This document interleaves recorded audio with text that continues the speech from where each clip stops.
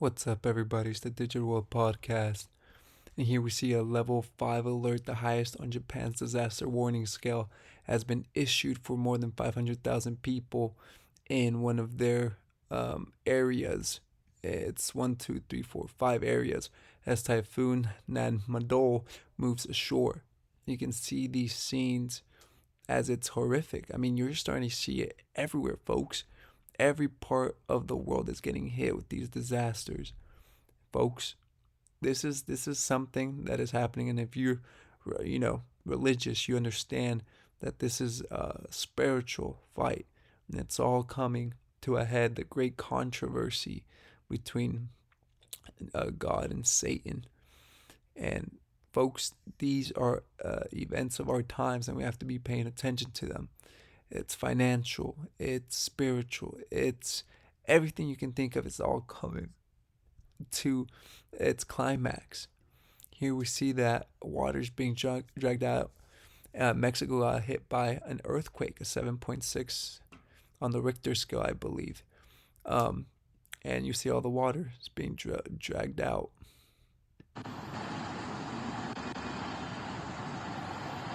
Okay.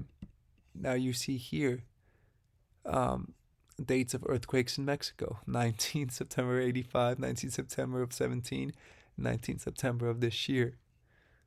How coincident? What a coincidence that happens to be on the same day.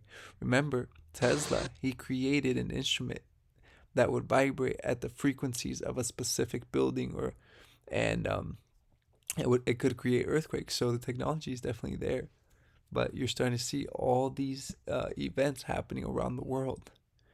In terms of the economy, FedEx, their workers were gonna go on strike.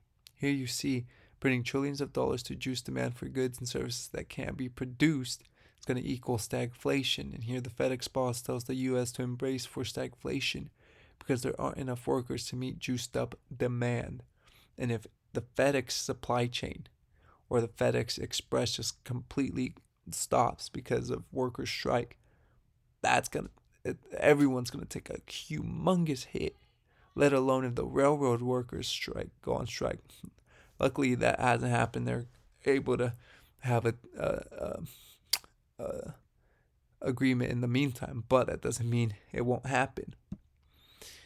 The U.S. housing market index, which is the measure of home builder confidence, has fallen for the ninth straight month, which is the lowest level since May of 2020. 20% or 24% of home builders reported reducing home prices, which is up from 19% last month. So, I mean, if you look on you can go on Redfin or whatever, price cuts are hitting almost every single home you look at. There's price cuts coming down. It also depends on what jurisdiction or what places you're looking for to for a house. But you see uh, a lot of these housing markets that were pretty hot are coming down drastically. So you just give it a little bit of more time. I believe this week is the Fed meeting, and it looks like they expect at least a 75 basis point hike. If it's higher, we'll see. But currently, I think as it stands, it's at a neutral point. And if they do hike higher, it will, in their terms, restrict the economy. So, and with inflation going up, you can be sure they're gonna hike interest rates again. This is a massive fire reported at the oil refinery in Venezuela, and can't be good. But there's many of these that happened. Okay, here are the same tsunami waves that started to affect Mexico following that earthquake, so you can get a better view of that. Okay, here we see something went horribly wrong after the GFC in 2008. Real wages were steadily increasing for 60 years.